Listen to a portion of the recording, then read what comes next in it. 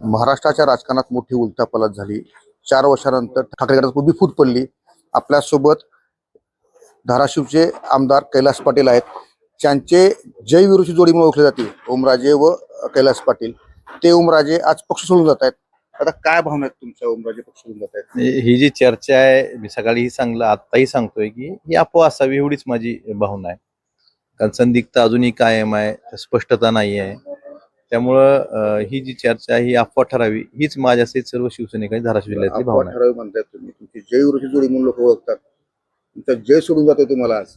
नाही म्हणजे हेच सांगतोय मी, हे कुठलीही गोष्ट म्हणजे एक सहकारी, एक मित्र, आपण ज्यावेळेस राजकीय वाटा वेगळा होण्याचे म्हणजे आपण विचार करतो त्यावेळेस हे खूप वेदनादायी असतं आणि होऊ नये हीच माझी मनोमन भावना आहे. तुमच्या दोघांचा रोज संपर्क असतो किंवा प्रत्येक कार्यक्रमात किंवा प्रत्येक इव्हेंटमध्ये आपण सोबत असता. कोणताही निर्णय किंवा विचार नाही घेता. मग हा निर्णय घेताना तुम्हाला विचारलं नाही का? तुमची चर्चा केली नाही का त्यांनी? काही नाही, ह्या निर्णयाच्या बाबतीत माझी अशी काही सविस्तर चर्चाही झाली नाही त्या बाबतीत.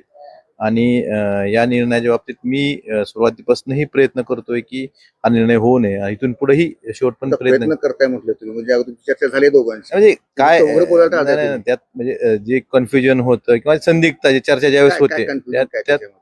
त्यात फक्त हा निर्णय होऊ नये तुमची ज्यावेळेस चर्चा basically नाही नाही नाही असं चर्चा ज्यावेळेस होते, एखाद्या वेळेस चर्चा, एखाद्या वेळेस ज्यावेळेस चर्चा कुठलेही प्रत्येक आपण बसलो वेगवेगळ्या गोष्टीवर चर्चा होत असते. बरोबर, बरोबर. त्यावेळेस आपलं मत जे असतं ते ठाम मी त्या मतावर म्हणजे कायम आहे आणि तशाच चर्चा व्हायच्या आमच्या. किंवा हे जे चाललंय ते चुकीचं आहे. बऱ्याच दिवसापासून, बऱ्याच महिन्यांपासून ह्या गोष्टी चालू होत्या.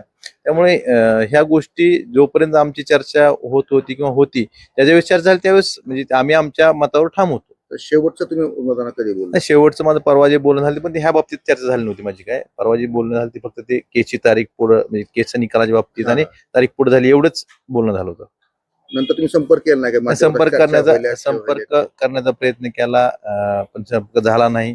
आणि मी अजूनही संपर्क करण्याचा प्रयत्न करून त्यांना भेटण्याचाही प्रयत्न करणार आहे. आता आजपर्यंत ओमराजेंनी निष्ठेच्या गोष्टी केल्या, तुम्ही दोघांनी निष्ठेबद्दल बोलले, ते भरपूर लोकांनी त्यांना समर्थन पण केलं.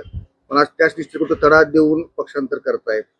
नाही, हे मी तुम्हाला त्याच तेच ओमराजेवर का वेळ आली असं वाटतं तुम्हाला? जिल्हा प्रमुख म्हणून आपण आहेत. नाही ह्याचं उत्तर तेच म्हणजे देऊ शकतात.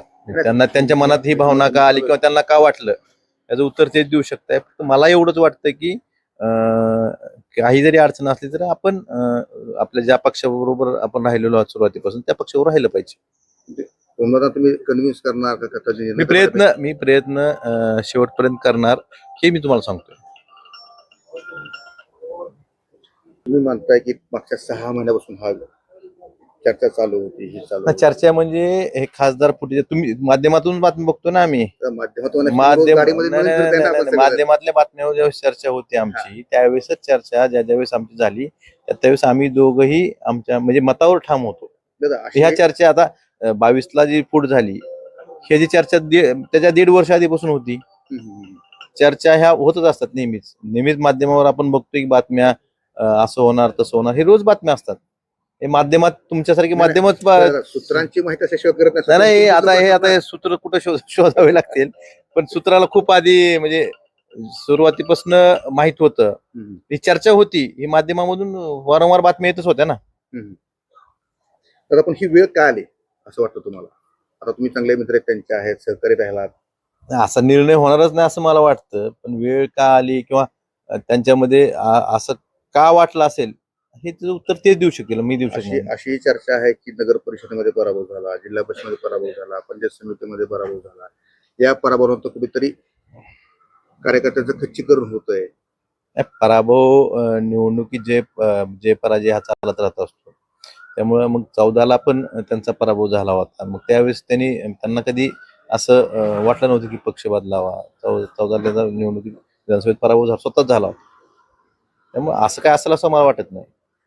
दादा, असंही चर्चा सुरू आहे की त्याचीच पूर्वतयारी म्हणून याच्यामध्ये काही ताकद कमी कार्यकर्त्यांनी दिली गेली इलेक्शन मध्ये, निवडणुकीमध्ये. असं कुठं असतं का? म्हणजे आता हे एकदम असं कुणाला तरी वाटतं का की आपल्या कार्यकर्त्याला ताकद कमी द्यावी किंवा कार्यकर्त्याच्या आपण पाठीशी खंबीर उभं राहून? कार्यकर्त्यांना तुम्ही विचारा. आमची जेवढी क्षमता आहे त्या क्षमतेप्रमाणे जेवढं त्यांना बेस्ट देता येईल तेवढं आम्ही त्यांच्यासाठी या निवडणुकीत आमची स्वतःची निवडणूक असल्यासारखं काम केलेलं आहे.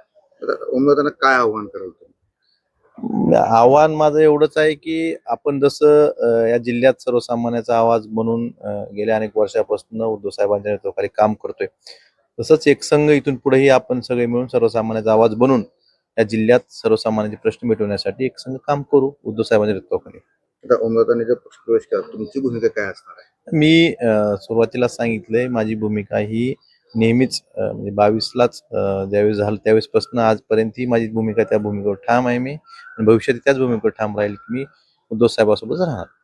साहेबासोबत राहणार म्हणजे तुम्ही उमराजांना विरोध करणार भविष्यामध्ये? मी आता शेवटी भविष्यात काय होईल हे आज सांगू शकत नाही आपण, पण माझी तर अपेक्षा तुम्हाला सुरुवातीला सांगितली की असं होऊच नाही.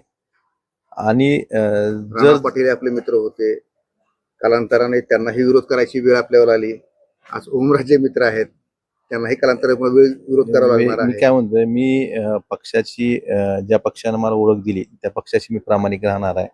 ज्या पक्षानं मला जिल्हा परिषद सदस्य 2 वेळा विधानसभा सदस्य म्हणून काम करण्याची संधी दिली, एका सर्वसामान्य कुटुंबातल्या माणसाला एवढी मोठी संधी एका पक्ष देत असेल तर त्या पक्षावर प्रामाणिक राहणे ही माझी प्राथमिकता आहे. मी उद्धव ठाकरेंसोबत राहणार व प्रामाणिकपणे पक्षाचं काम करणार असं कैलास पाटील यांनी मत व्यक्त केलं आहे. गणेश जाधव, मुंबई तक, धाराशिव.